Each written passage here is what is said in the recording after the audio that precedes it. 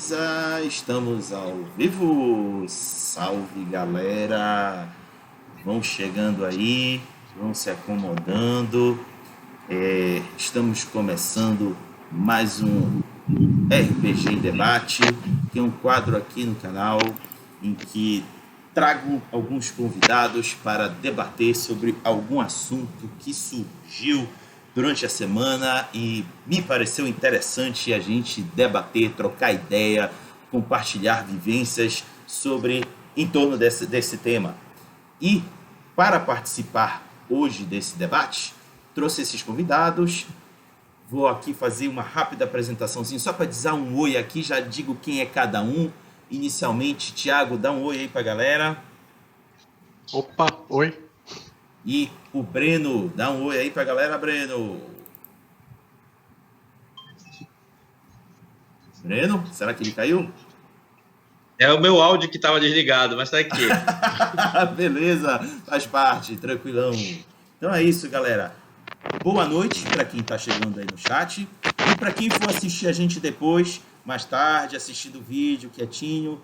Bom dia, boa tarde, boa noite, boa madrugada, seja a hora que você estiver assistindo. E vão chegando, vão se sentando no chão, vão se sentando na cadeira, vão se sentando na poltrona, ou no sofá, ou na parede, ou no teto. Não importa.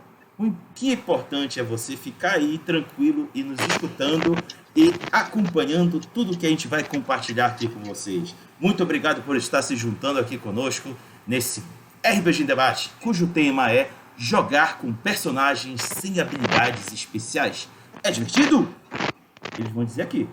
Vão aqui compartilhar conosco se é realmente bacana jogar. Eu tenho minhas opiniões, mas aqui vocês não estão para me escutar. Vocês estão para escutar aqui esses convidados.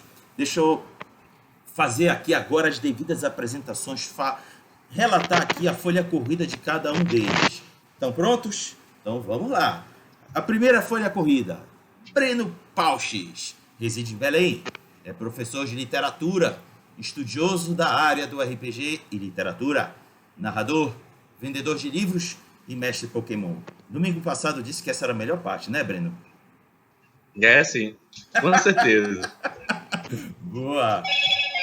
Gente, a lista está tendo um problema de conexão. Daqui a pouco ela aparece aqui na tela e eu faço as devidas apresentações. Sendo assim, vamos à apresentação de nosso convidado a nível nacional. Ele se chama Thiago Queiroz. É um cultista, quer dizer, RPGista já faz muito tempo. Desde quando o lugar onde fica a internet era uma caixa d'água onde os meninos iam tomar banho de piscina. Ele não gosta de dizer números porque acha que isso é besteira.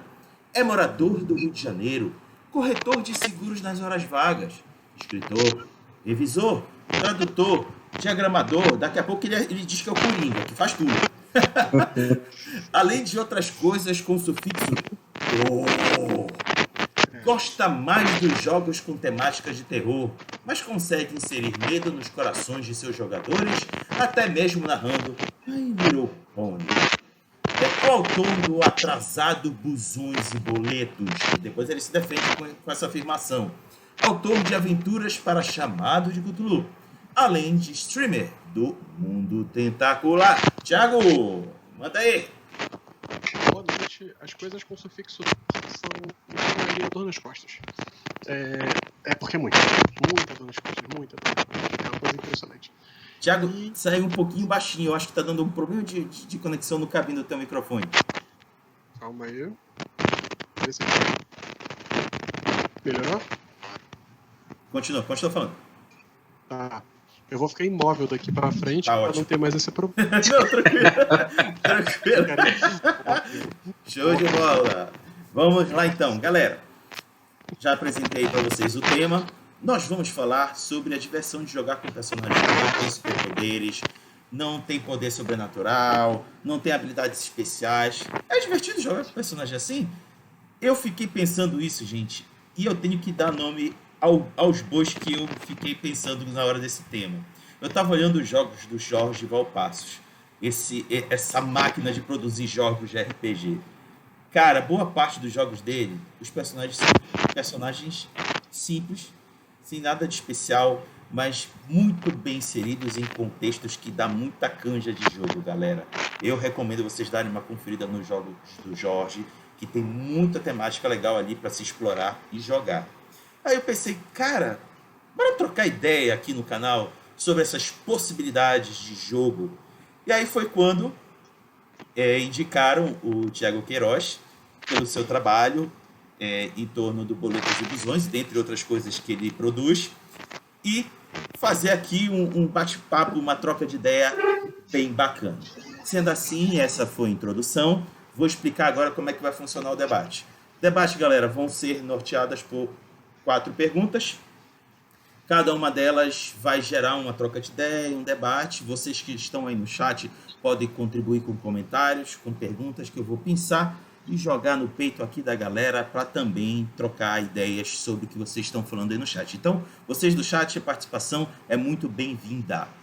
E vamos lá, vamos começar pela primeira pergunta. Meus queridos convidados, a pergunta é o seguinte: como foi a sua experiência de jogar pela primeira vez com um personagem sem poderes especiais? E eu convido primeiro para compartilhar Breno.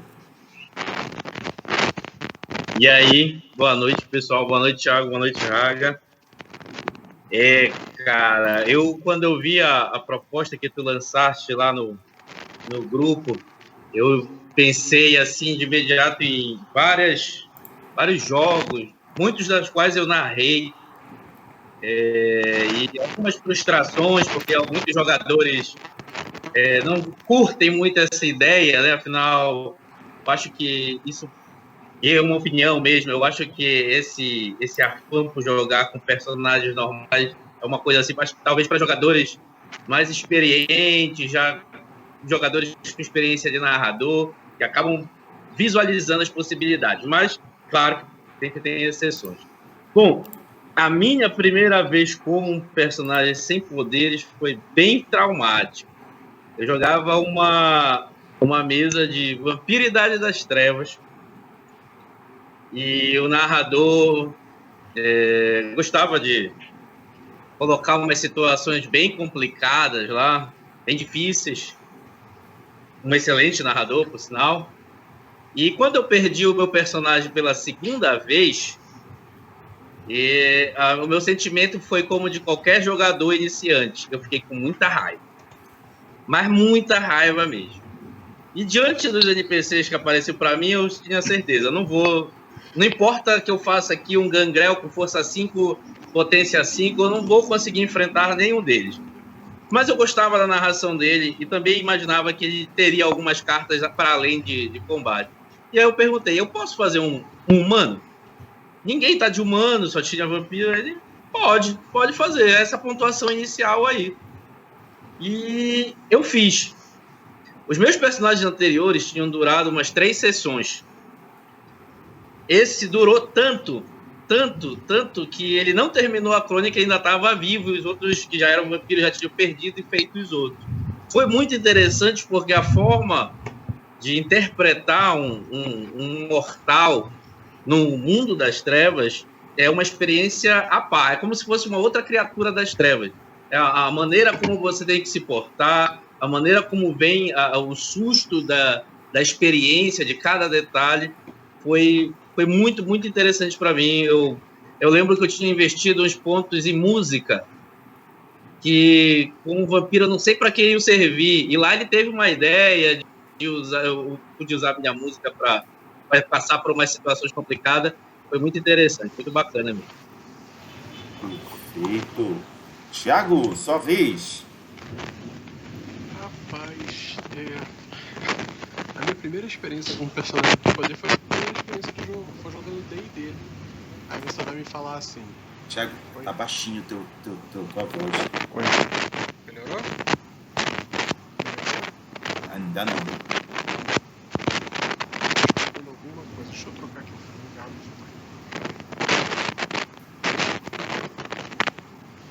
Vê se foi. Ainda tá baixinho.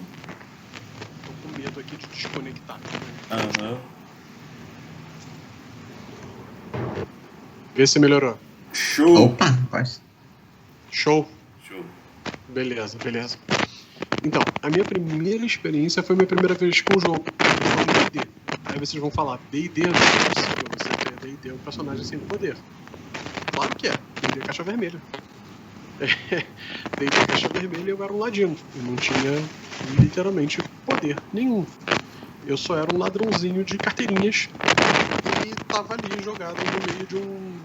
Acho que era Mistara, cara. Eu não me lembro, eu comecei a jogar com 9 anos. Tá. Então, eu não me lembro. Eu sei que a gente estava jogando e foi isso. Eu jogava com um ladino. Meu personagem tinha 17 anos. E eu já achava ele bem velho, né? Porque eu tinha 9. E foi isso. Eu achei muito legal. Eu achei muito maneiro. Mas eu achei mais maneiro porque tinha um garoto que tava jogando com a gente que era meio que chato, meio que uma pessoa meio, sabe, bully. E eu matei o personagem dele. Então eu acho que foi por isso que eu fiquei feliz. Eu sei, é horrível. Isso não se esquece, né? Isso não se esquece. Eu sei, é uma coisa horrível de se falar. O Thiago é uma péssima pessoa, eu concordo, não posso negar. Mas eu detestava aquele moleque, ele era um baita de um bully. E eu lembro que ele foi querer justamente fazer bullying comigo na mesa, atacou meu personagem, ele errou, e aí foi minha primeira rolagem de dado na noite, eu tirei um 20. E ele tinha 6 pontos de vida, e o cara mandou jogar o dado dando eu tirei 6. Foi um crítico, então joga bravo o dano na hora. Eu tirei 12 pontos de vida dele numa jogada só. Começaram a zoar ele, cara, tu morreu, ele te matou, deu uma facada no teu pescoço, você tá sangrando no chão. Tipo, uma coisa muito violenta. E eu bem específico. E aí, muito gráfico, o cara narrando, o narrador tiver ter também uns 13, 14, sei lá. E foi isso. Eu adorei. Beleza.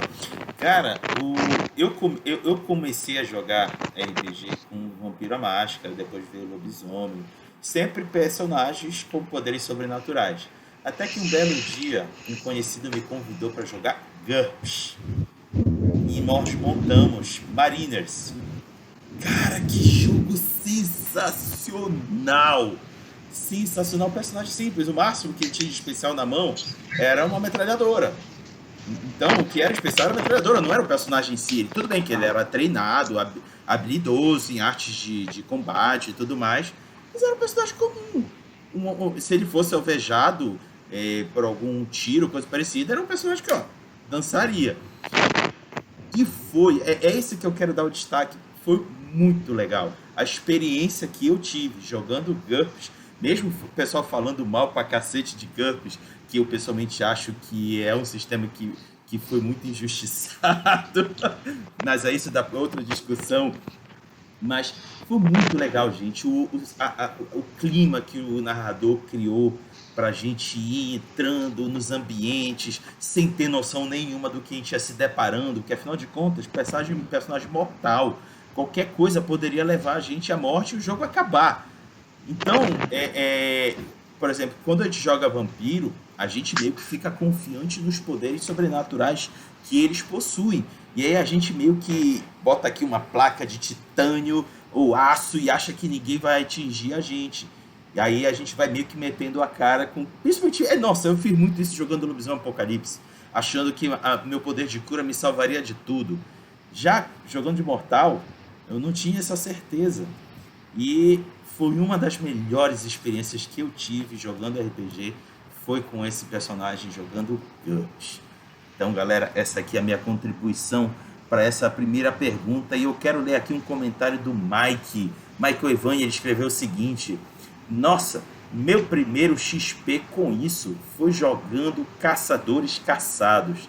A sensação de, entre aspas, ovelhas caçando os lobos, fecha aspas, foi algo inesquecível e virou o cenário favorito no mundo das trevas. E Breno, o Mike cita aqui Caçadores Caçados. Tu já tiveste a oportunidade de jogar como caçador do sobrenatural? Já sim. Conta aí pra gente a história. Agora eu não estou conseguindo lembrar quem foi o narrador, que eu sempre gosto às vezes de falar até para fazer justiça. Mas foi breve. Foi o Nariga, lembra? Foi breve, assim. A crônica não andou tanto. Nós éramos para ser caçadores mesmo, né? Só que ele deixou uma liberdade. Assim, era como se a gente ainda fosse conhecer o mundo das trevas, ainda fosse ter motivações, até ter uma parte da ficha que é motivação, né? E eu fiz um advogado, cara. Na época eu fazia direito, então eu estava um tanto empolgado com a possibilidade de fazer um alter ego, né? Bem comum, bem típico, né? De quem está começando. E eu fiz um advogado que teve um cliente, eu acho que se o cliente era um vampiro ou era um carniçal. Era alguma coisa assim. Eu tinha que tirá-lo da prisão. Eu era um advogado meio corrupto, porta de cadeia, que ficava procurando bandido para assaltar. E foi bem legal. Eu lembro bem de uma cena que não teve nenhuma iniciativa, não teve nenhuma confusão, mas eu fui peitar o delegado e dizer que a motivação dele era por crime de ódio racial, porque eu acho que o cliente era negro, algo assim. E eu acho que o narrador não gostou muito dessa artimanha mesmo, porque ele interpretou de um jeito a esculhambada que ele me deu com o delegado, que eu fiquei até envergonhado da atuação. Mas depois eu lembrei, assim, foi bem divertido mesmo. Até porque o Caçadores Caçados, o Mike está dizendo aí, ele não tem assim um foco como o Temporada de Caça da Diamond. Ele não tem um foco para você rebater o ataque, mas sim um foco de sobrevivência, de resistência e sobrevivência, porque você pode morrer mesmo, muito facilmente, né? E isso eu achei bem legal do jogo. Eu não cheguei a caçar nenhum vampiro, mas foi bem interessante essa passagem por lá. Beleza, deixa eu apresentar aqui a nossa querida Alistra Maravilha, que já se uniu a nós aqui nesse debate. Vamos apresentá-la. Ela é servidora pública de Belém do Pará, joga RPG há 20 anos, adora Savage Worlds e os jogos Powered by the Apocalypse, tais quais Apocalypse World e Monster Hearts. Atualmente narra no canal Queers and Dragons e no projeto do V5 Comunidade Belém Noturna. Querida Alistra, diga oi aí pra galera. Olá, gente. Cheguei atrasada, mas cheguei por problemas técnicos de conexão. Pra quem tá vendo no fundo da tela dela, eu já vi uns 3 ou 4 raios ali. É isso que tá chovendo hoje aqui em Belém, gente. Não é à toa que ela tá passando por isso. Na hora que ela chegou, deu um brilho atrás dela. Eu falei, meu Deus do céu. A gente que lute, né, Alistra? Né? Vamos lá. Ali, eu vou só esperar o Thiago fazer o comentário dele e já passo para ti, tudo bem? Tá. Thiago, já jogaste de Caçadores Caçados? Se sim, conta aí sua história pra gente. Então, vamos lá. Nesse momento é que todo mundo que vai ouvir isso pra sempre vai me odiar daqui pra frente. Uhum. Eu detesto o mundo das trevas. Tranquilo, irmão. Faz parte. Não precisa... O mundo das trevas não é unânime. Mas eu detesto com uma paixão. Boa noite, viu? Eu tô saindo. Me senti ofendido com esse comentário. Tô saindo da live. Tchau, boa noite. Eu me detesto com um amor passional. No mundo das trevas, é sério. Provavelmente não por culpa do jogo, mas por culpa, pelo menos, dos jogadores aqui que eu tive contato aqui no Rio de Janeiro. Eu acredito que tanto Vampire quanto Lobisomem, né, são jogos de terror, de horror pessoal. E não só isso, são monstros. Não tem nenhum mocinho ali, né? Então, são criaturas que vão fazer as coisas mais deploráveis e piores do mundo para obter o que eles querem. Seja satisfação carnal ou satisfação de qualquer tipo que seja. São criaturas ruins. Mas aí o filho da uma cantando e uma música ia virar um Power Ranger noturno.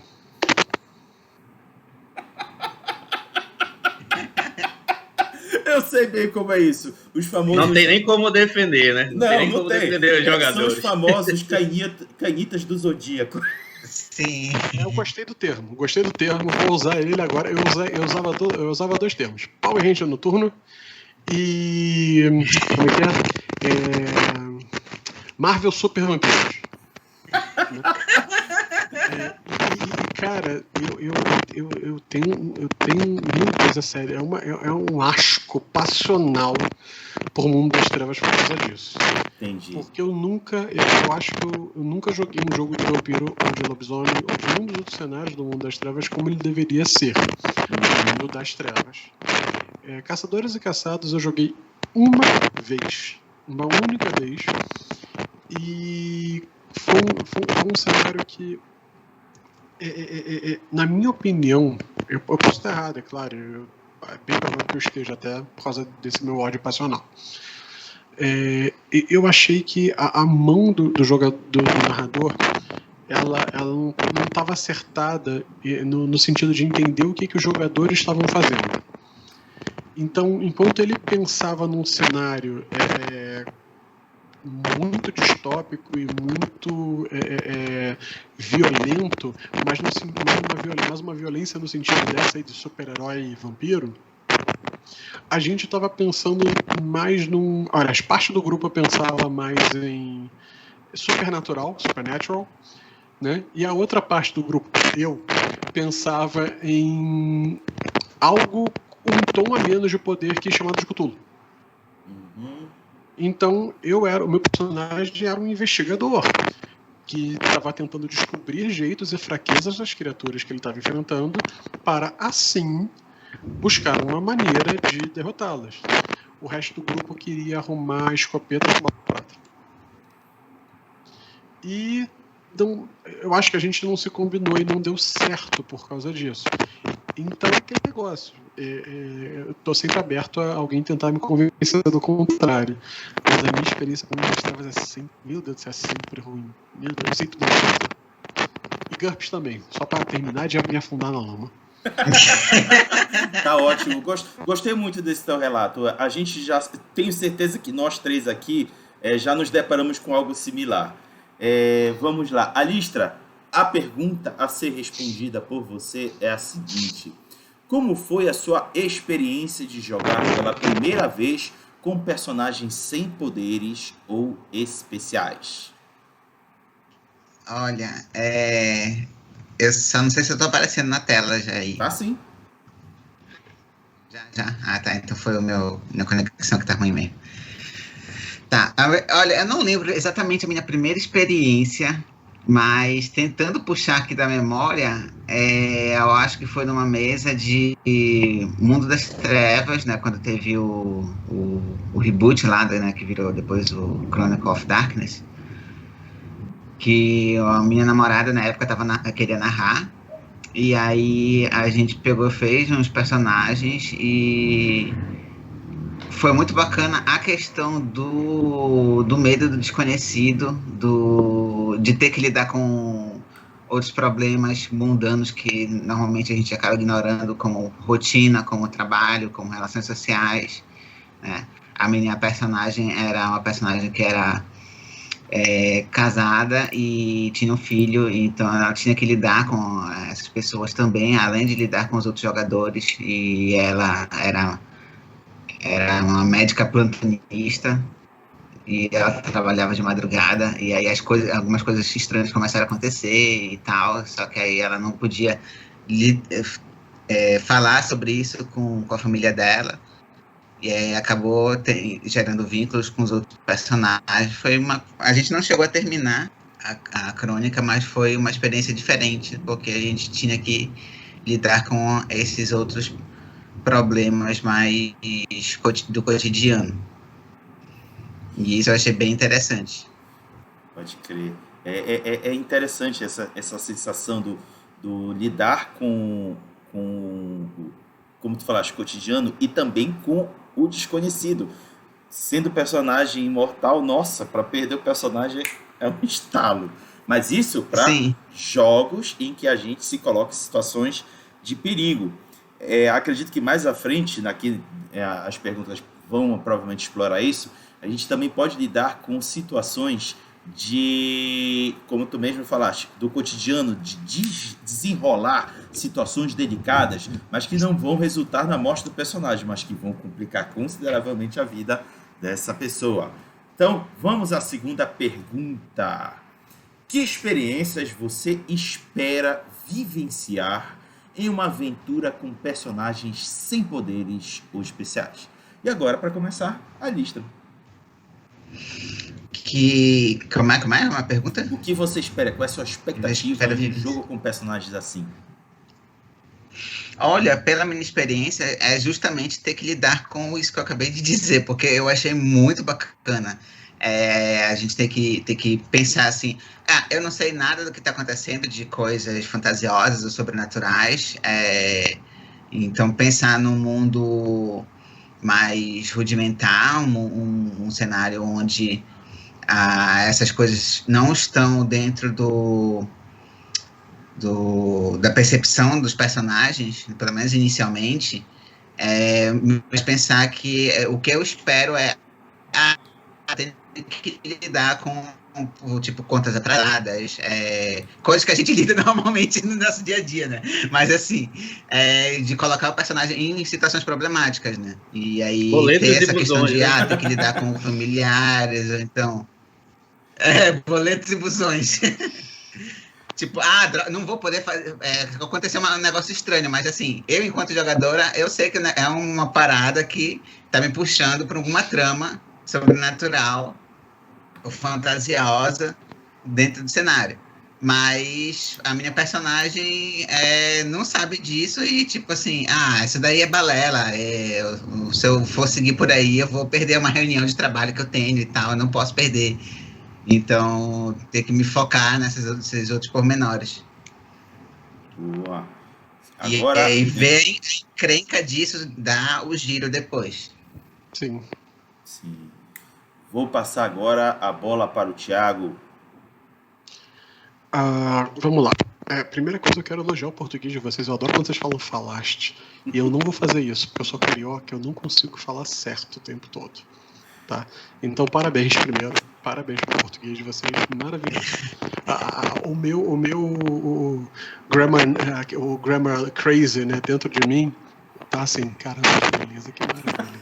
Mas o Thiago não vai fazer isso, porque o Thiago não consegue. Então, desculpem de antemão. Sem problema. Quanto à pergunta, eu acho que depende muito do cenário proposto, né? É como a Alicia estava falando desse cenário que ela jogou. Eu presumo que era Mundo das Trevas, isso que você estava falando, não era? Isso. Uhum. Então você tem um cenário proposto ali, o cenário de Mundo das Trevas, onde você tem essas criaturas de poder realmente, pra você que é um mero mortal, realmente um poder absurdo, um poder acima da tua vã concepção, né? Faz sentido você esperar um tipo de jogo assim. Agora, e se a gente está falando de Cthulhu, que não é apenas um poder acima da sua vã concepção, mas sim um nível de poder acima de qualquer coisa que você possa mensurar, né? É um outro tipo de jogo. Até a década vai influenciar. Num jogo se passando no tempo atual, certos tópicos não vão acontecer tanto quanto em 1920 vão acontecer, né? Ou quanto em 1950 pode acontecer. Dependendo muito do que você está... do que você for jogar, seja Mundo das Trevas, seja Busões do Poder, quando lançar, não atrasa. Todo mundo sabe disso. A moto que tá passando no fundo não atrasa. Ela jamais vai atrasar. Mas também, coitado, tirando paquete lá. Tu culpa o filho da mãe que tá andando na velocidade dela. Tu não culpa. Deixa bem claro. Então, depende muito do jogo. Como eu tô acostumado a jogar Chamado de Cthulhu e jogos que se passam em cenários onde o mitos é presente, né, onde o mitos é o tema, é a cor que vai dar cor ao cenário, que eu espero diferente. Eu espero mais aquela sensação de não sou capaz de resolver isso. Eu vou me ferrar, eu vou morrer de uma forma terrível ou algo pior. Porém, eu tenho que de algum jeito tentar conseguir alguma pequena vitória ali, mais expressiva possível, né, na proposta concebida. É isso. É bem diferente do Mundo das Trevas. Bem diferente. Porque Mundo das Trevas, a Listra, que vão concordar comigo, se você tiver uma estaca e muita sorte, você paralisa o vampiro. Tenta fazer isso com o Dark Young pra ver o que vai acontecer. Tenta fazer isso com o Starspawn pra ver o que vai acontecer. Faz isso com o Cthulhu. Eu te garanto que Sim. não acontece nada. É isso. Basicamente isso. Não, eu joguei uma única sessão de Cthulhu na minha vida, até então, e eu fiquei extremamente me sentindo impotente e desesperada quando as coisas começaram a pegar. Nossa, foi muito bom, foi uma sensação muito diferente de outros jogos que eu joguei. Até conversando diretamente com a lista nisso, é diferente de todos os outros jogos desse estilo. É bizarro falar isso, eu não tô falando isso porque eu sou apaixonado e porque eu vou defender Cthulhu em cima de qualquer outra coisa, não é isso não. Eu vou. Só parece, né? Não, eu vou, eu admito que eu vou, mas não é isso. É porque é verdade, cara. É basicamente o primeiro RPG a fazer isso.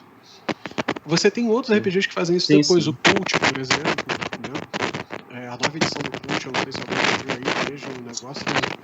O livro é lindo e horrível ao mesmo tempo. E apenas isso já devia ser o suficiente para todo mundo querer ver, né? Mas é isso, cara. É diferente. É muito diferente.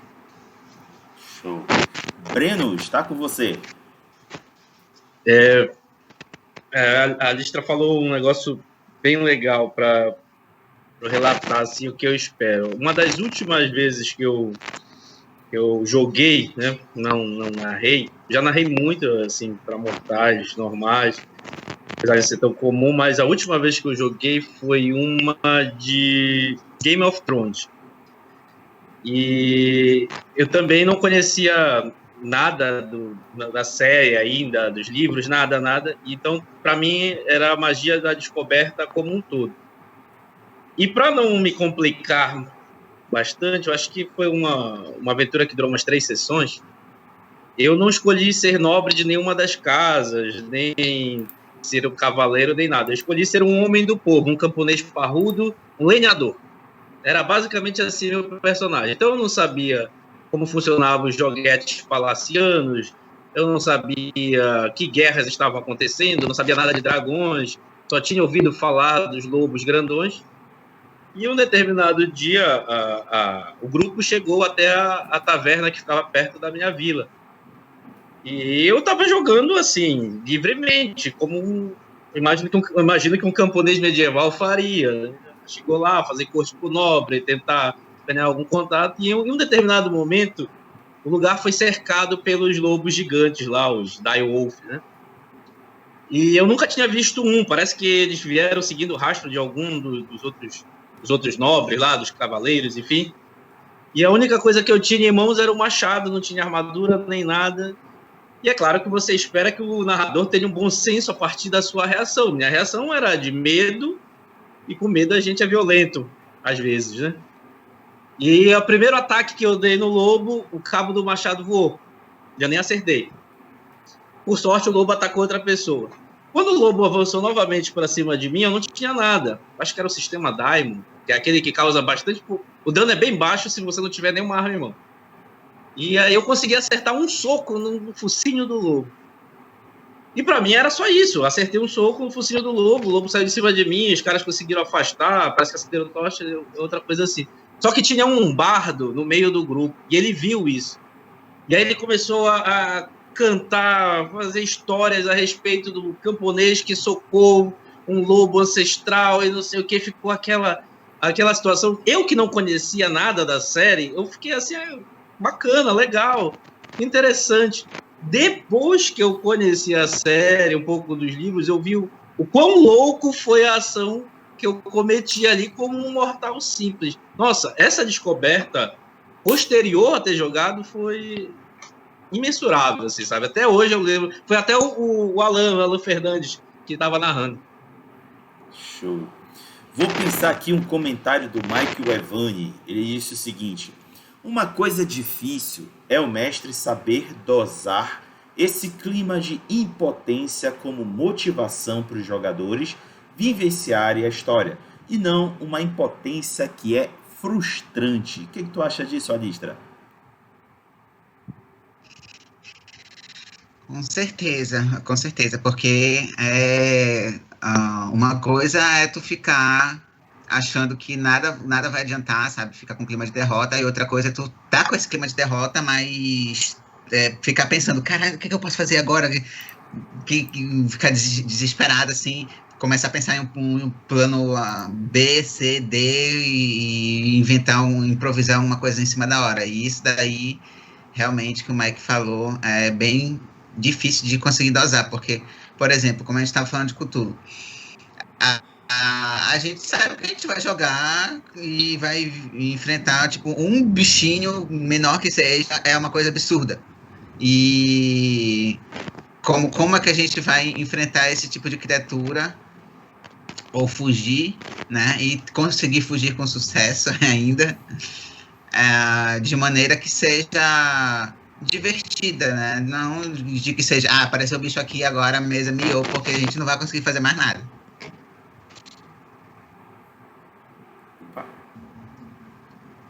Terminou? Já? Ah, tá. Não. Beleza. Thiago, o que você contribuiria para esse comentário do Mike? Então, a frustração. Sabe aquele cara chato, sou eu? E se eu disser aqui pra você que frustração pode ser uma coisa muito interessante numa mesa? Tem duas coisas que eu falo que geralmente as pessoas não gostam, acham que estão erradas. Geralmente eu consigo convencer as pessoas de que não é tão errado assim, mas vamos lá. Primeiro, frustração não é tão ruim. O sentimento de frustração pode te gerar aquela necessidade de tentar entender o que aconteceu, o que deu errado. E segundo, a frustração por não conseguir enfrentar o bicho pode te gerar o medo da necessidade de fugir, porque você teme pela vida do personagem, que talvez você tenha construído algum tipo de vínculo com ele, né? Você gostou do personagem que você criou, sei lá, de repente o Breno, jogando Cthulhu, ele criou um personagem, o personagem dele é um jockey, e ele se amarrou na história do cara que ele fez, porra, o cara lutou na Grande Guerra, não sei o que, parará, se afeiçoou aquele cara. E de repente ele tá de frente com o Hound of Tyndalos, ele tá derramando tiros de 38 em cima do bicho e as balas simplesmente passam por ele pela improbabilidade matemática que ele é, né? E não adianta de nada. Poxa, o Breno vai ficar frustrado? Vai, mas ele vai ficar desesperado. E esse desespero de perder o personagem, esse medo de perder aquele personagem que você gostou, essa caramba, cara, vai acabar a aventura, gente, vai todo mundo morrer aqui. Aquilo gera um rush dentro de você, gera uma coisa de adrenalina que você quer fugir, que você quer sair daquela situação. Então, foi frustração, mas gerou uma coisa boa. Entendeu? A outra coisa é comédia, assim. Vou de comédia durante a aventura de horror.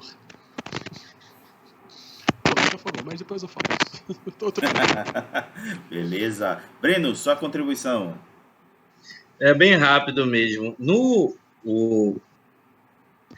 começo, o Thiago falou agora, no começo da 6ª edição do chamado de Cthulhu, que saiu pela Terra Incógnita, tem um quadradinho assim bem no começo, inclusive eu usei essa citação em alguma parte da tese que é justamente sobre isso. É uma citação, ele tá falando que esses sentimentos de frustração, desespero, eles se se bem dosados, se um narrador bem versátil, bem sensato, eles podem contribuir muito para a diversão, para o entretenimento da mesa como um todo. Eu tenho a 7ª edição, mas eu não cheguei a procurar, mas acredito que tenha o mesmo recado dele, talvez com algumas outras palavras. E eu acho, não estou defendendo o Mundo das Trevas, tá, Thiago? Mas eu acho que se tivesse um recado assim dos criadores de cada livro do Mundo das Trevas, talvez induzisse os narradores e os jogadores a andarem mais por esse lado do trágico, né? O trágico é parte da arte, gente, não é só o dramático, não é só a comédia, o épico, né? O trágico ele é um entretenimento extremamente válido. Então, acho que esse ponto, essa citação do Sandy Peterson é fundamental para essa compreensão e evitar essa possível frustração. Beleza. Vamos agora à 3ª rodada de pergunta e comentários. E a pergunta é: quais jogos você acha que são bons para aventuras com personagens sem poderes ou especiais? E agora, para começar, é o Thiago. Para surpresa total de 0 pessoas, eu vou falar Chamado de Cthulhu. Não acredito. Tá mentindo. Breno não acredita. A lista olhou pra mim e falou: sério, não acredito. Como você chegou a essa conclusão? Né? O Rodrigo deve estar pensando assim: como assim, Thiago? Que loucura é essa que você tá falando? Mas gente, olha que impressionante. Então, eu acho o Chamado de Cthulhu o jogo perfeito pra isso. Por quê? Ele é feito pra isso. Você não vai jogar com um lobisomem, você não vai jogar com um vampiro, você não vai jogar. Não tem regras adaptadas para você jogar com nada. O jogo é feito para isso. O jogo é literalmente criado para você jogar com um ser humano normal, dentro de uma realidade normal, e lidando com a inevitabilidade do horror cósmico. Assim como Dormammu, né, fala que ele vai sempre acontecer, assim como o Titã Louco também fala que ele é inevitável, né, no final da saga toda dos Avengers, os mitos são inevitáveis. A gente não vai evitar, a gente vai atrasar. E isso na minha opinião, é a epítome do jogo sem poderes. Para mim, é a melhor coisa para você jogar sem poderes é Cthulhu. Além de Cthulhu, outros jogos que eu acho interessantes são jogos de super-heróis. Thiago, jogos de super-heróis, por definição, tem superpoderes. Você tem algum problema mental? Sim. Mas não, a resposta, esse sim não é para essa resposta. Eu acho legal você jogar com pessoas normais em cenários de super-heróis. Um cenário, por exemplo, inspirado em The Boys, ou inspirado em outro tipo de super-herói mais greedy, mais, né, aquela pegada mais violenta, e você ser um humano dentro de um cenário de supers desse, é quase que um Cthulhu. Porque, cara, é o cara da super velocidade que mata uma pessoa simplesmente porque passa do lado dela quando ela tá na calçada. São coisas absurdas. E além desses dois, o último cenário que eu gosto muito de personagens reais é medieval. Tem um jogo de um autor brasileiro chamado Jefferson, é o Belregard. Não sei se vocês conhecem. Sim. Só até com a New Order, editora para quem eu trabalho. O Belregard é um jogo muito bom. E a realidade nua e crua e deprimente, apesar de ter magia, apesar de você ter coisas mágicas em Belregard, a maioria do tempo não é. Ela é aquele medievalzão grosso, grosseiro, escroto, desculpa o termo, mas é escroto, tipo, sabe? E eu acho que pra mim é o 3. Show de bola. Vamos agora para o Breno. Olha, essas sugestões aí do Thiago me deram até umas ideiazinhas aí aqui. Mas, sendo sincero, eu pensei muito nisso, né, nessa pergunta. Qual seria o sistema mais adequado, mais recomendado? E a conclusão que eu cheguei até pouco antes da gente começar, foi que eu acho que qualquer sistema, na verdade, porque é a abordagem. É diferente de você pensar, por exemplo, qual é o melhor sistema para jogar supers. Claro que tem alguns que são mais realistas, outros nem tantos, mais detalhistas, 3DT, GURPS, enfim, um monte. Mas pensando nisso, nessa abordagem com mortais, eu acho que está bem livre. Está bem livre mesmo, da forma... Acho que até um 3DT você poderia colocar mortais em algumas situações, assim, das quais eles não vão ter como fazer algo com os punhos, e sim lidar com essas situações, sejam situações cotidianas, como a Lista falou, ou então tentar entender que o fim é inevitável, como o Thiago falou. Agora, assim, tem cenários, já não sistemas, que propiciam mais isso. E o Coach é um que eu já li, né? Eu li a segunda edição, estava lendo agora essa última edição. Dá para sentir que essa tragédia com o inevitável é bem parecida com o que o Chamado de Cthulhu também traz, né? E o Chamado de Cthulhu é um que ainda não tive a oportunidade de jogar. Narrei um pouquinho o Rastro de Cthulhu e foi muito, muito bacana, mas não tive a oportunidade de jogar. Mas tem outro também, o Inomine. Ele também carrega bacana. Se você for jogar com mortais, é entender que você é pior que um peão. Se você estiver jogando, fazer a analogia do xadrez, você é uma peça de dama dentro do tabuleiro entre céu e inferno, de tão mínimo que é um humano, mas isso não quer dizer que ele não possa ser extremamente interessante dentro do jogo. Assim como eu posso falar de parentes, carniçais, feiticeiros limitados das trevas, que também adicionam esse sabor bem mortal, bem inesperado em qualquer jogo. Beleza. Passo para a Listra agora. Áudio. Tá mutada a Listra. Oi, pronto. Adicionando a lista aí do que já falaram, né? Eu acho que tudo, né, seja em qualquer interação de qualquer sistema que seja o rastro, seja o chamado, seja até o board game, por exemplo, Mansions of Madness, que tem uma pegada um pouco mais assim, parecida com o de RPG, traz bastante essa vibe de jogar com personagens sem habilidades extraordinárias. Mundo das Trevas também, né, assim, jogando com humanos, né, seja, né, como o Breno falou, até como o parente ou o carniçal que tem um pinguinho mais de habilidade, mas não é nada demais. E eu acho que também pegando a parte medieval, como o Breno está falado ali no Game of Thrones, né, eu também cheguei a jogar uma mesa de Game of Thrones que não tinha nada sobrenatural. O máximo era o meu personagem, que era da casa Targaryen, né, mas na verdade ele tinha o sangue Targaryen, né, mas não era mais efetivamente da casa em si. Mas não aconteceu nenhuma situação em si para demonstrar que ele tinha isso, então ele só tinha os cabelos brancos e os olhos púrpura, né, que nem da Daenerys.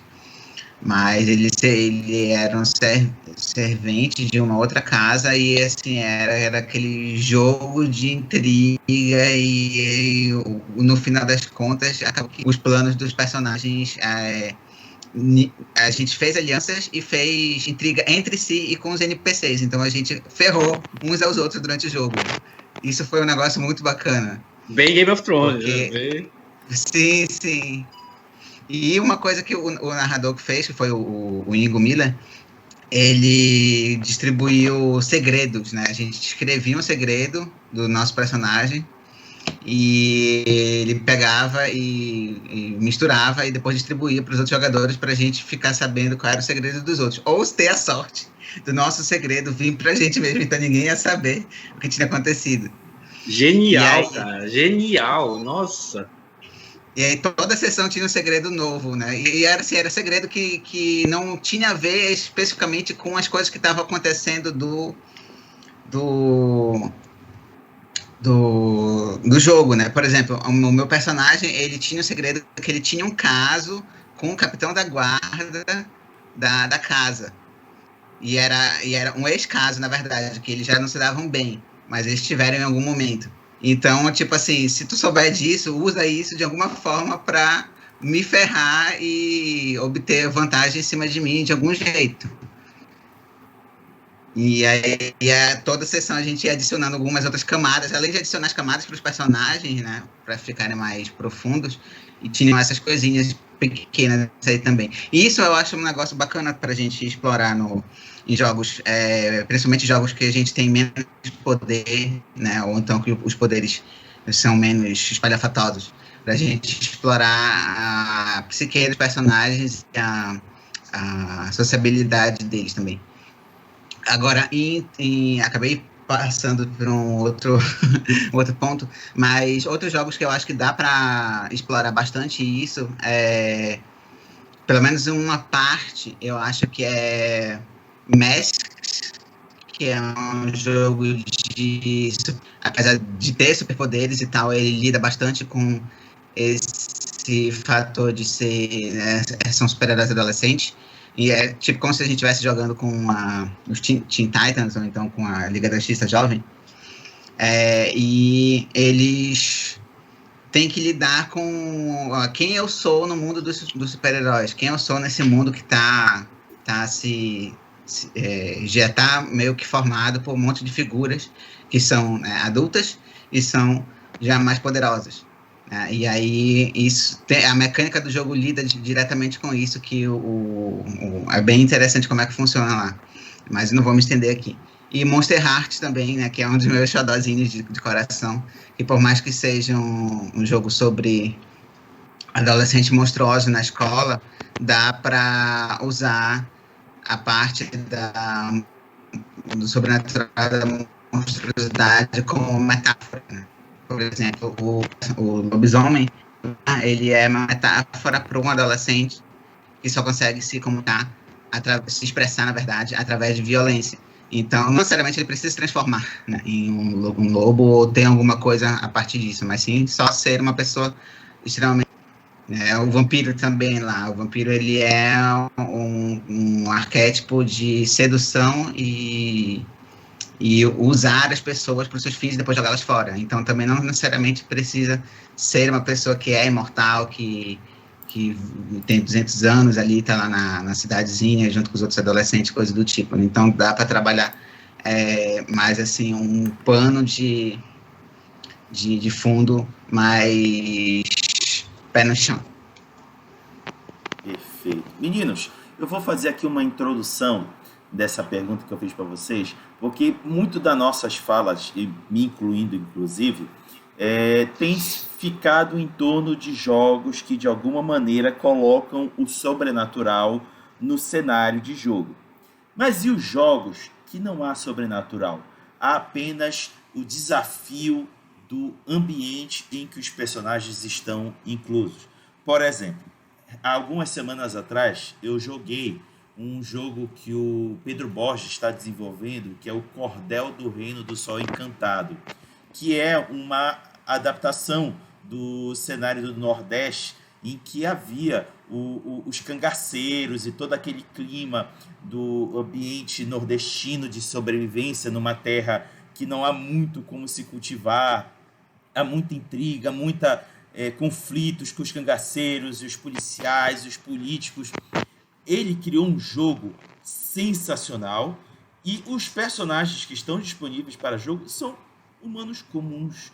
Claro, com especialidades em determinadas áreas. Por exemplo, tem um personagem que é cangaceiro, tem um personagem que é policial, tem um personagem que é político, tem um personagem que é beata de igreja, mas que tem grande influência na população local. E quando a gente se deparou com esse cenário, cara, que jogo interessantíssimo, diversão garantida. Que jogos nessa pegada de um ambiente mais realístico, mesmo que seja no passado, vocês recomendariam? Começando de novo pelo Thiago. Então, eu joguei a mesa também com o Pedro Borges. Na mesa estava até o Thiago, que faleceu de Covid acho que 2 semanas atrás. Tava bem divertido. O meu personagem dele tava tendo interações bem legais até. Desculpa, eu fico até triste porque o rapaz é gente boa, né? Acontece tudo assim. O personagem dele era um ex-cangaceiro e o meu era um amarelo, como a gente chama lá, é o malandro, né? Uhum. E ficava um ameaçando o outro. Meu personagem. Eu tava tentando fazer um sotaque assim de Alagoas, ou de repente ali de Aracaju, sabe? Eu conheço Aracaju, então eu tava tentando pegar um sotaque ali, mas eu achava que eu tava achando que eu tava toda hora misturando o sotaque de Minas com o sotaque do Nordeste, tava sendo uma merda. Mas eu tava me esforçando, eu prometo.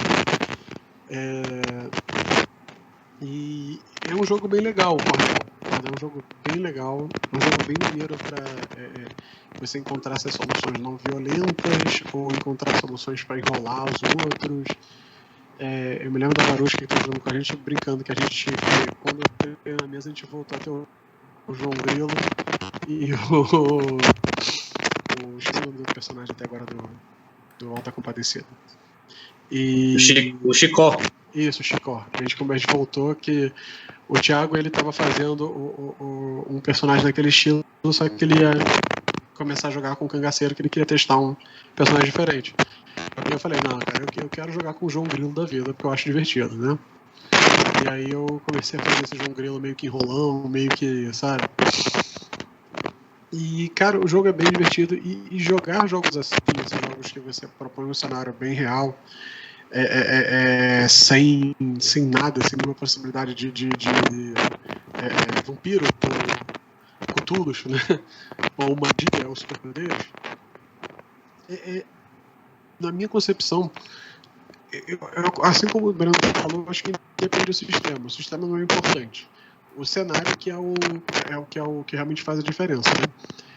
A motivação é completamente diferente. A motivação são motivações corriqueiras, são motivações mundanas, são motivações que eu normalmente vou ter, você, Rodrigo, a Alistra, o Breno, a gente vai ter. Então, a gente tem um cenário, a gente tem uma proposta completamente diferente, um cenário completamente diferente. Por isso, o Cordel é um jogo muito bom. Para isso, eu não vou falar do Busões e Boletos, porque eu acho que se falar do Busões e Boletos, se falar bem do Busões e Boletos, eu tô falando bem de algo que eu fiz é injusto, né? Não quer dar spoiler, né? Não é nem spoiler não, cara. Eu acho que quando a gente tem que falar do nosso próprio filho, a gente tem que sempre falar mal, tá entendendo? Entendi. É por isso que eu sempre falo mal. Porque se o jogo lançar e for uma merda, a culpa é do Luiz. Se o jogo lançar e for ótimo, a culpa é toda minha, entendeu? E ele recebe a mesma coisa também, porque é o que a gente combinou. E outros jogos que eu acho interessante você jogar, que não tem esse fator sobrenatural, né? Mas que você tem história incluído. Então, por exemplo, o GURPS Império Romano, né? Apesar de eu detestar GURPS também, de uma forma quase tão passional quanto o Mundo das Trevas, o GURPS Império Romano é um livro de história disfarçado de um livro de RPG. Ele é excelente. Como eu adoro história, eu leio muito para fazer as minhas aventuras chamadas de Cthulhu, eu vou atrás de coisa, realmente eu leio, pesquiso bastante coisa para criar um cenário. Aquele livro do GURPS Império Romano é sensacional, porque você tem muita informação, aquela brincadeira, são informações completamente inúteis para qualquer um no mundo, mas eu adoro saber o fato de que os romanos guardavam vinhos e anéis. Por quê? Porque eu quero saber disso, sabe? Porque isso vai ser útil para mim em algum momento da minha vida, em alguma situação completamente aleatória, e eu gosto disso. Então, esses jogos com temática histórica, independente do jogo, tem temática história, eu acho que vai ser sempre interessante. Eu acho que vai ser sempre legal. O GURPS Império Romano é um que eu recomendo por conta disso. Porque eu adoro história do Império Romano, essas coisas todas. Outro desse estilo assim de real, né, mundo real, não é exatamente real, porque você pega um pouco de sobrenatural, mas você pode escolher que o jogo não tenha sobrenatural e que seja só um Scooby-Doo da vida, que é o Kids on Bikes. É bem legal, é bem legal mesmo. E você pode tirar completamente o fator sobrenatural dele. Você não precisa ter monstro, você não precisa ter nada. Pode ser só um bando de crianças chatas atrapalhando a vida de um vilão idiota, né? E isso é muito legal. Eu prefiro Kids on Bikes ao Tales from the Loop nesse sentido. Por quê? Porque apesar de achar o Tales from the Loop maneiríssimo, muito legal a proposta, eu acho que Kids on Bikes é roots, ele é raiz, ele é um monte de moleque chato e bicicleta. Eu gosto disso. Beleza. Então, vamos para o Breno agora. Sua contribuição, Breno. Primeiro eu agradeço que eu já tinha anotado aqui falar do Tales from the Loop, que a gente tinha esquecido e o Thiago já falou, então ótimo, sobra um pouco mais de tempo do que eu quero falar. Olha, nessa pegada do sobrenatural, estava dizendo de como afastar o sobrenatural, aí eu vou um pouco mais na teoria mesmo. O Todorov, no livro de literatura fantástica, ele chega em um determinado momento em que ele diz como que a literatura policial e a literatura sobrenatural se aproximam e se afastam, virando gêneros separados. E isso é muito interessante, porque para a gente do RPG, a gente consegue notar isso em vários níveis. Mas a gente também pode pensar, né, em filmes, em séries, em que tudo indica que é algo sobrenatural, mas quando a gente vai ver lá pelo final é algo psicológico, é algo psicodélico, é algo criminoso. Temos aí o Seven, Sete Pecados Capitais, True Detectives e várias outras obras assim excelentes desse nível. Então, eu acho que o policial, que às vezes pode ser histórico, de máfia do mundo das trevas, né? Pode ser histórico também. Eu já narrei na Segunda Guerra só para mortais, já narrei Guerra Fria só para mortais. Situações bem inusitadas, algumas dramáticas, outras engraçadas, e foram experiências bem legais, bem interessantes. Mas eu ainda não tive a oportunidade de pegar o histórico como eu vejo nos RPGs espanhóis. E os RPGs espanhóis, principalmente de autoria do Ricard Ibáñez, que é um autor do País Basco, né, mas escreve em espanhol mesmo, ele tem o Aquelarre, que se passa na Espanha início do século XIV, Espanha não, nos reinos espanhóis, e você pode escolher se põe sobrenatural ou não, e é extremamente cru, cheio de detalhes. Ele tem o Capitão Alastriste, que é capa e espada, e nesse livro, que é um livrão, não tem uma descrição de habilidade sobrenatural, nada.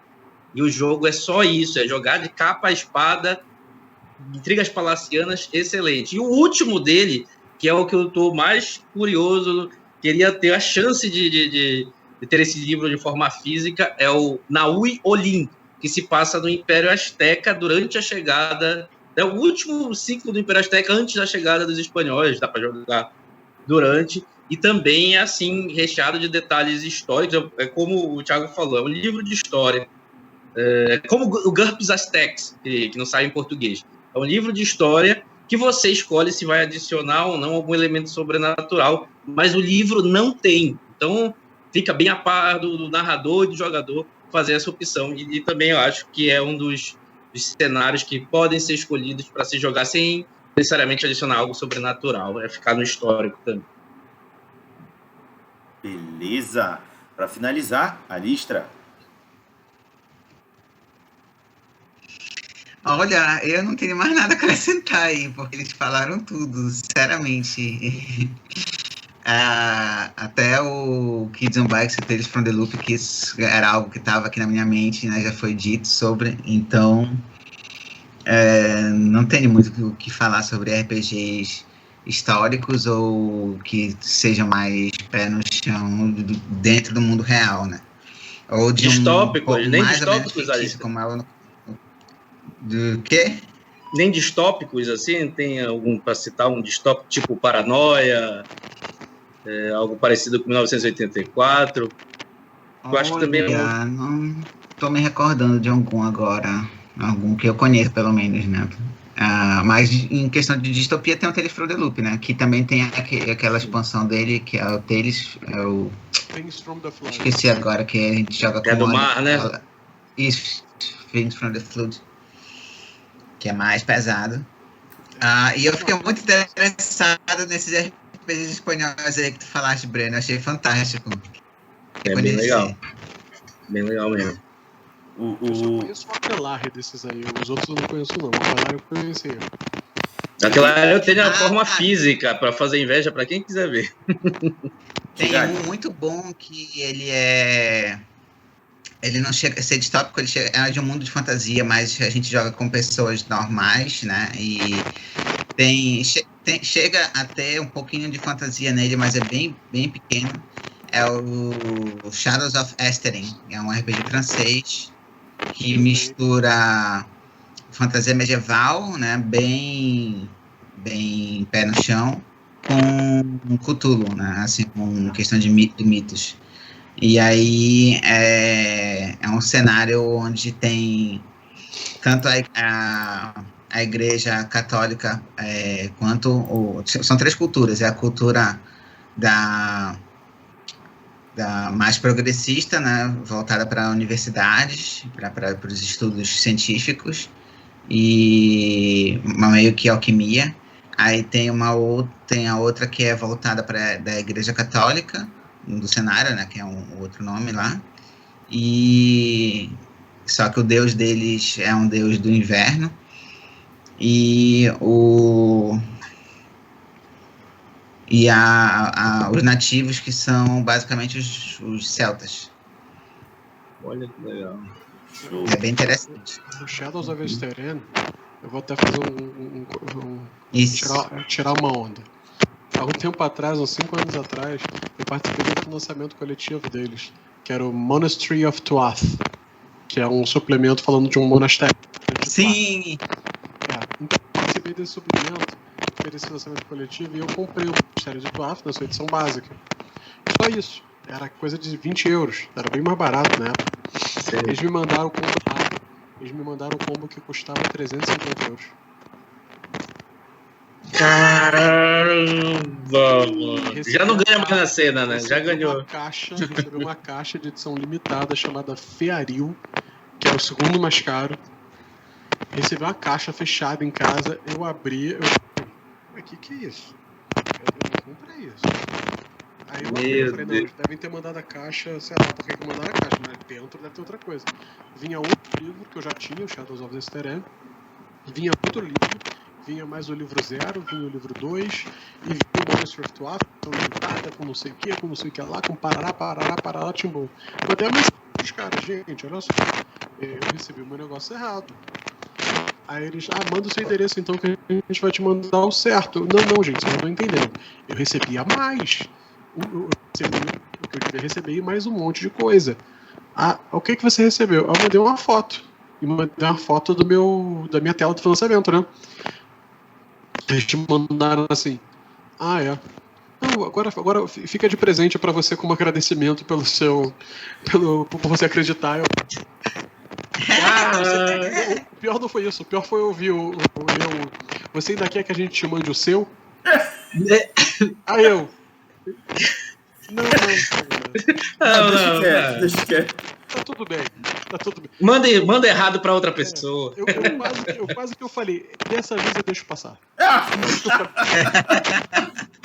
Gente, antes de eu passar para a próxima pergunta, a Listra falou de cenários distópicos.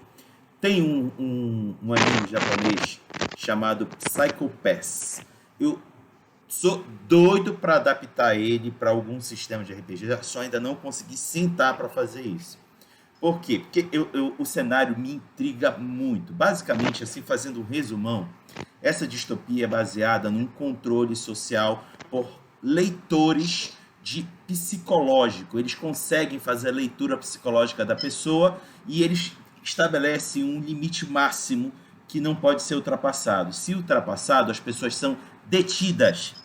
E dependendo do nível a ser alcançado de ultrapassado, é autorizado inclusive exterminar a pessoa. Os policiais vão até eles e podem prender. Passou.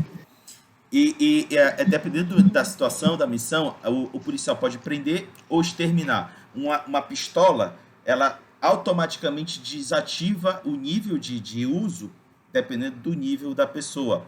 E quem faz esse procedimento, que aí é que entra o personagem a ser jogado, são policiais. Lembra, Breno, que tu citaste ainda agora? As situações delicadas que os policiais têm que se envolver? Pois é, aqueles que esses policiais de Psycho Pass vão caçar são, por assim dizer, antagonistas com sérios problemas psicológicos e geralmente com mentes muito brilhantes que conseguem manipular as cenas a seu favor. E qual é o problema? Não é eles lidarem com essa pessoa, é porque ao se envolver com o mundo desses antagonistas, eles vão perdendo a sanidade. E eles podem acabar ultrapassando esse limite de controle social. Cara, eu sou doido para adaptar esse jogo para RPG. Cara, é uma tensão absurda. Eu assistindo anime, fico tenso. Cara, perdendo a sanidade, por quê? Porque ele abria uma sala, corpos destroçados, porque o cara que ele tá caçando tá destroçando corpos, matando pessoas e destroçando. Imagina. Cara, mas enfim, essa é uma ideia de jogos para personagens comuns se envolverem. Vamos à próxima pergunta e última para o final desse nosso debate. O que você recomendaria a alguém que deseja jogar ou até narrar uma aventura com personagens sem poderes ou especiais? A começar pelo Breno. Olha, tentando ser sucinto. Procure um livro em que descreva situações em que pessoas normais precisam lidar com problemas extraordinários. E aí eu vou puxar um pouquinho aqui para o Thiago. Eu acho que existem poucos melhores que Lovecraft a respeito. Então, tá aí uma grande dica para quem quer ir para esse lado. Mas também livros de romance policial, serve, livros de contos distópicos como Philip K. Dick, Aldous Huxley e tantos outros que trabalham com isso, outro exemplo a ser usado, e o histórico também, né? Tem tanta série por aí para dar uma olhada. Tem uma que saiu há pouco tempo e uma pegada Game of Thrones, mas aproximado da história que foi o Cortés, que é a história do Hernán Cortés na América, a chegada lá, lidando com os astecas. É impressionante, não tem nada de sobrenatural, só apenas mortais. É por aí que eu recomendo. Alistra? Bem, eu acho que The Boys, né, é um grande...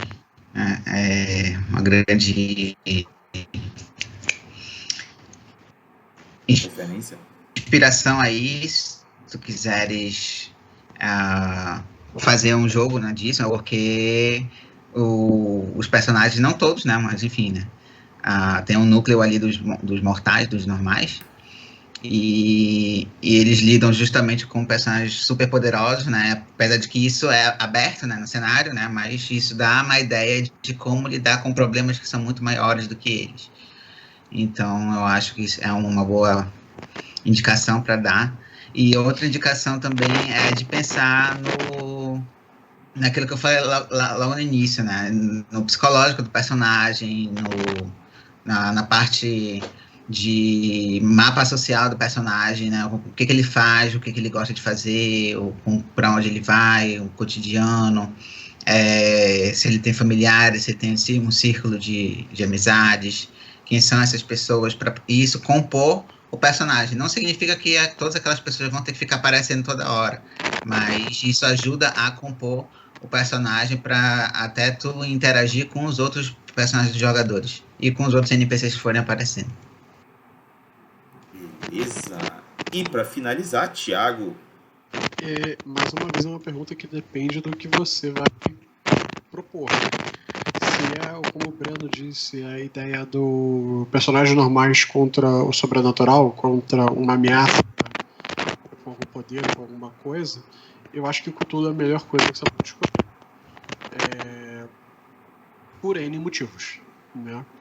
Eu já expus, acho que todos eles aqui.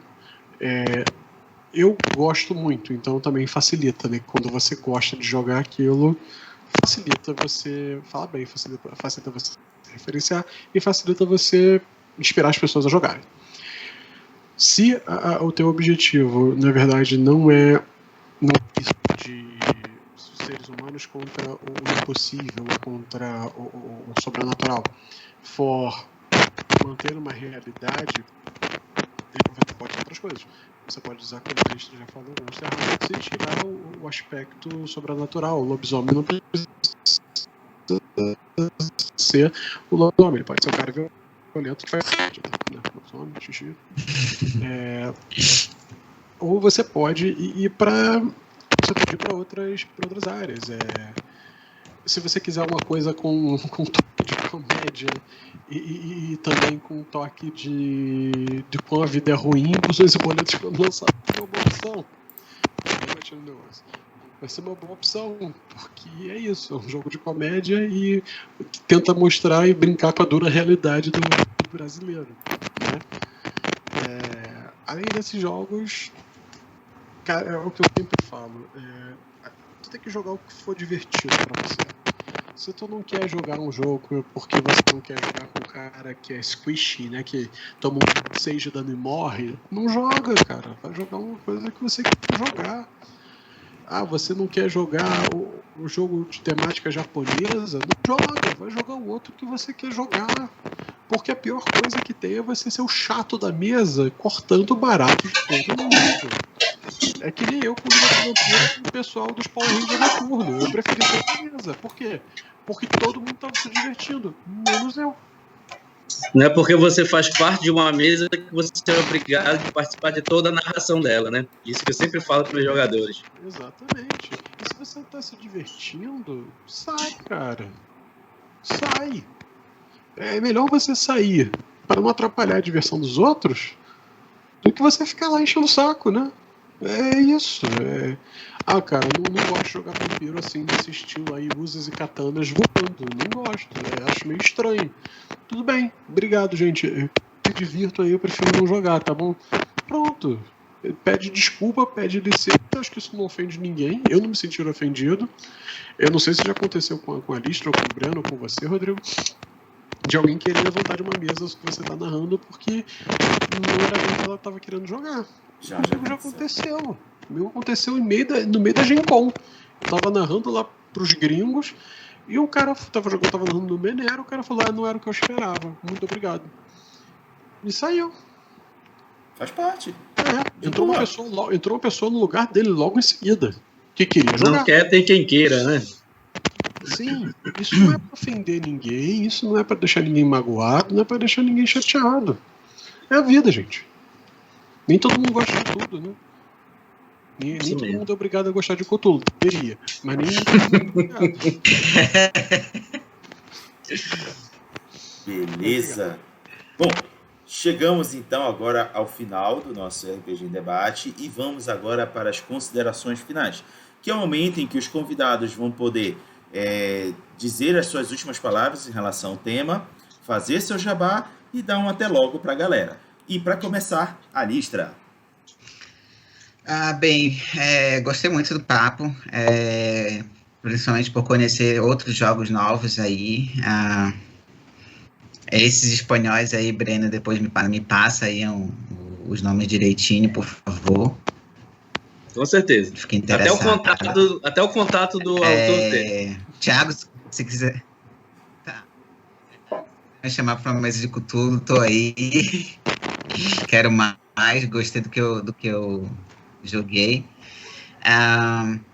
E é isso, né? Acho que não tenho mais nada a acrescentar do que a gente já debateu aqui, né? Então, quem chegou agora no final da live ou vai chegar ainda nos próximos 5 minutos, que assista o debate, porque foi bem interessante.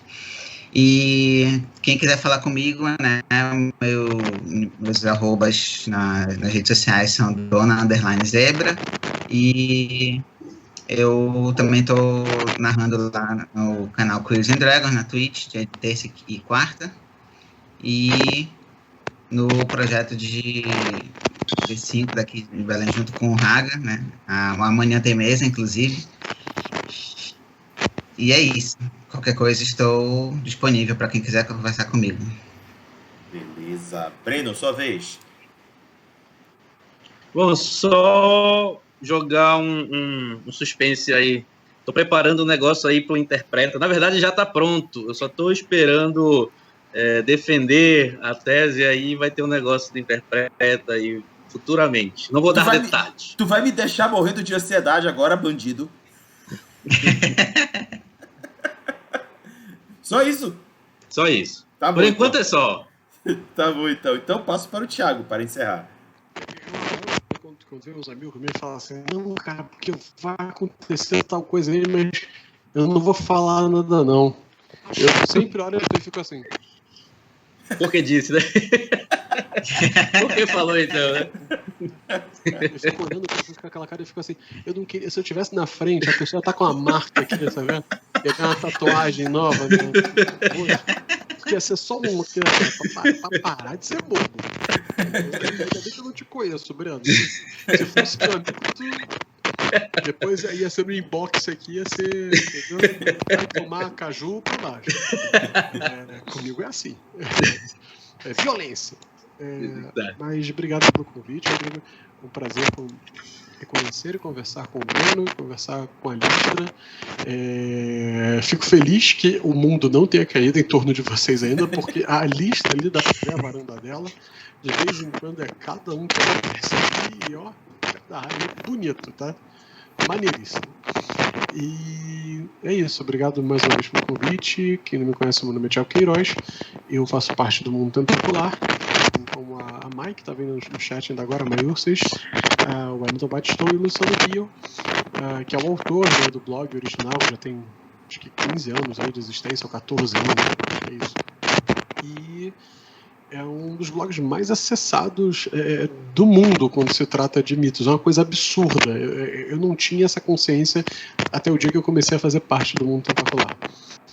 É muito difícil não aparecer no Google logo na primeira página quando a gente digita algo a respeito. Muito difícil. Geralmente é o primeiro, o segundo ou o terceiro resultado. Eu já fiz Exato. pesquisas, geralmente é isso.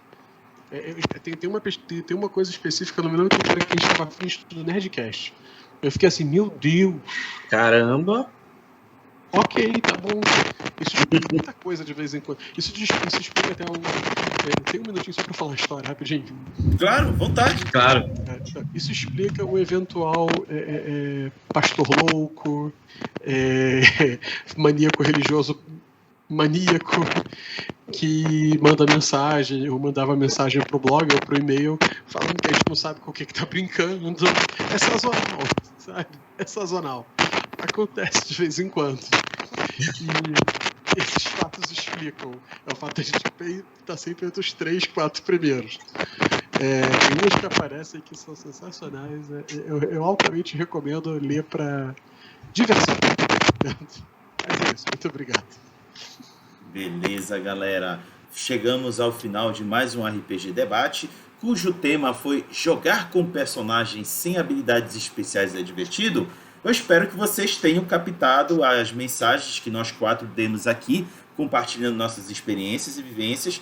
Espero que tenha sido interessante para vocês que assistiram a gente aqui na live ou assistirão depois na versão gravada e que acompanharam também a gente aqui pelo chat. Agradecer ao Thiago, a Listra e o Breno por terem gasto algumas horinhas de suas vidas neste domingo para estar aqui para falar de um tema tão chato que é o RPG.